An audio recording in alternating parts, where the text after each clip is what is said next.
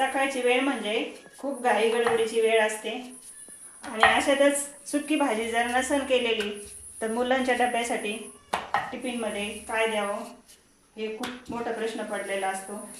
तर अशामध्ये काय करायचं, तर मी इथं एक पोळी लाटून घेतलेली आहे। पोळी अशी छान लाटून झाली ती। तर रात्री भाजीमधला एक बटाटा उरला होता, तो फ्रीजमध्ये ठेवला होता। तर त्यामध्ये थोडीशी हळद, लाल मिरची पावडर, जिरे पावडर आणि मीठ घालून त्याचा असं मॅश करून घेतलेला आहे। तर पोळी लाटून झाली की हा बटाटा त्या पोळीवरती असा छान असा लावून घ्यायचा आहे। थोडासा त्यावरती कांदा घालायचा, टोमॅटो, कोथिंबीर सर्व असं पसरून घ्यायचं। पुन्हा वरतून थोडंसं लाल मिरची पावडर घालायची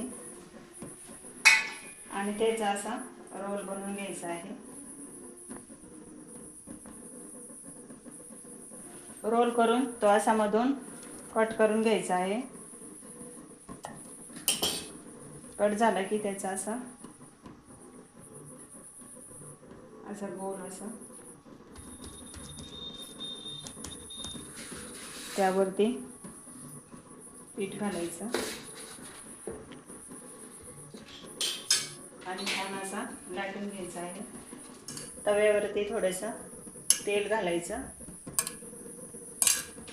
तेल असं तव्याला छान असं लावून घ्यायचं आहे आणि त्यावरती हा पराठा घालायचा। कढईने असं तेल सोडून घ्यायचं, आलती पलटी करून छान असा सोनेरी रंगावर छान असा खरपूस भाजून घ्यायचा आहे। तर भाजून झालेला आहे। गॅस आता बंद करूया।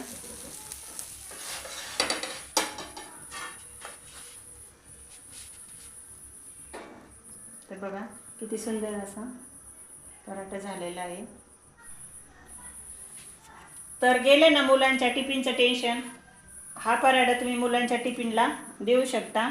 सुक्या भाजीचंही टेन्शन नाही आणि पराठे मुलांना खूप आवडतात।